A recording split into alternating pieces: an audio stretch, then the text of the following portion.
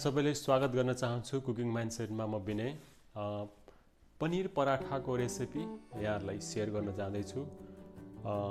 पराठा धेरै किसिमको बनिन्छ र आलु प्याज भित्र तपाईले चाहे अनुसारको भेजिटेबल हालेर बनाउन सक्नुहुन्छ। त्यसमध्येमा पनीर पराठा चाहिँ नि यो एकदमै हेल्दी पराठा मानिन्छ।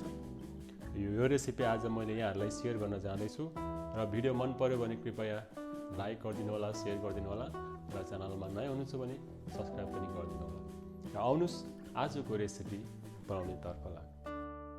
हाम्रो पनीर पराठा बनाउनको लागि चाहिने मेन इन्ग्रेडियन्ट भनेको पनीर। 250 ग्राम पनीरलाई चाहिँ लिएर यहाँनिर मैले ग्रेट गर्दै छु एउटा ग्रेटरको मद्दतले। त्यसपछि मैले यहाँनिर एउटा प्यान बसालेर 2 चम्मच जति खाने तेललाई पनि मैले तताउँदै छु। अनि त्यसपछि मैले यहाँनिर एउटा मिडियम गरी काटेको प्याजलाई पनि मैले यहाँनिर फुराउँदै छु। अनि यसलाई हल्का चलाइदिनु होला। चलाइसकेपछि मैले यहाँनिर 1 चम्मच जति अदुवाको पेस्टलाई चाहिँ मैले यहाँनिर राखेँ। यहाँनिर मैले 2 वटा हरियो खोर्सानीलाई पनि मैले काटेर राखेँ। यो चाहिँ अप्सनल हो, यदि मन पर्दैन भने यो चाहिँ हटाउन सक्नुहुन्छ तपाईले। अनि यहाँनिर मैले 1 कप जति कोरेको गाजरलाई पनि मैले यहाँनिर राखेँ। यो गाजरले धेरै राम्रो कम्बिनेसन गराउँछ हाम्रो यो पनीरलाई। यहाँनिर मैले आधी चम्मच धनियाको धुलो र आधी चम्मच खोर्सानीको धुलोलाई राख्दै छु र आधी चम्मच नुन राख्दै छु र नुन यहाँले आफ्नो स्वाद अनुसारको राख्न सक्नुहुन्छ।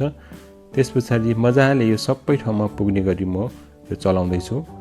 यो सबै ठाउँमा पुग्नु पर्ने हुन्छ हाम्रो यो मरमसला। हाम्रो यो मरमसला चाहिँ सबै ठाउँमा पुगिसकेको छ र अन्तमा म अब हरियो धनियालाई राखेर म यसलाई साइडमा राख्दै छु।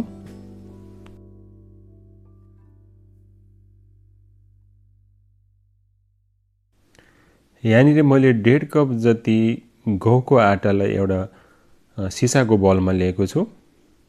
जति नुनलाई मैले राखेँ र यहाँनिर मैले थोरै पानी हालेर आटालाई मैले मुस्दै छु। र यहाँले पानी हाल्दाखेरि चाहिँ जति चाहिन्छ त्यति अर्कलेर पानी हालेर आटा मुस्नु होला। यहाँनिर मैले पनि त्यस्तै गरेर म मुस्दै छु र धेरै पानी पनि नहाल्नुस्, थोरै पानी पनि नहाल्नुस्। ठिक्क नर्मल रोटी जतिको डो बनाउनको लागि त्यसरी नै पानी हालेर चाहिँ मजाले हाम्रो यो आटालाई मुस्नु होला। लगभग हाम्रो यो आटा चाहिँ तयार भइसकेको छ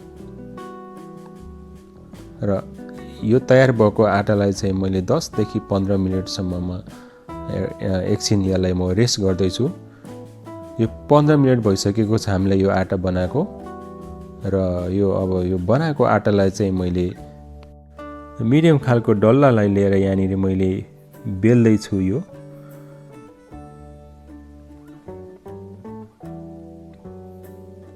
यहाँले आफ्नो इच्छा अनुसारको साइज बनाउन सक्नुहुन्छ र यहाँनिर चाहिँ मैले आफ्नो ठिकैको साइज लिएर म सानो बेलेर यसमा चाहिँ म 2 चम्मच जति यो हामीले अघि बनाएको यो पनिरको मेरिनेडलाई चाहिँ म यहाँनिर भित्र आटाको भित्र चाहिँ यो र्याप गर्दै छु।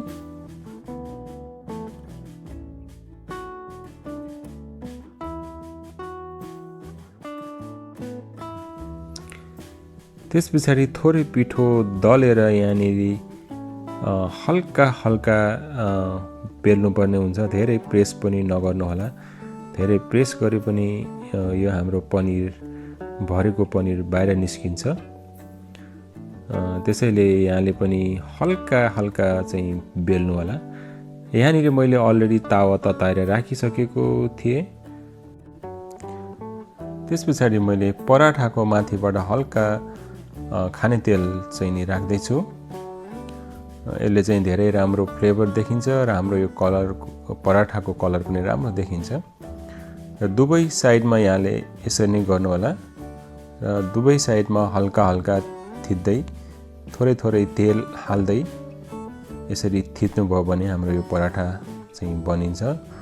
पराठा बनेर रेडी भइसकेको छ यो बाँकी रहेको पराठालाई पनि यसरी नै म बनाउँदैछु। हाम्रो यो लगभग पराठा चाहिँ सर्भको लागि तयार भइसकेको छ र मैले यहाँनिर चाहिँ गोलभेडाको अचार बनाएको थिएँ। गोलभेडाको अचारसँग चाहिँ म यो पराठा सर्भ गर्न जाँदैछु।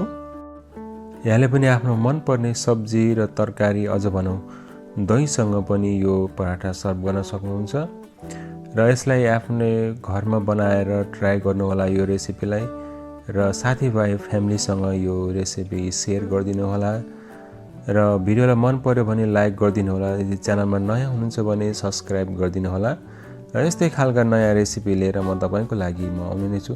तबसम्मको लागि ह्यापी कुकिङ एन्ड नमस्ते।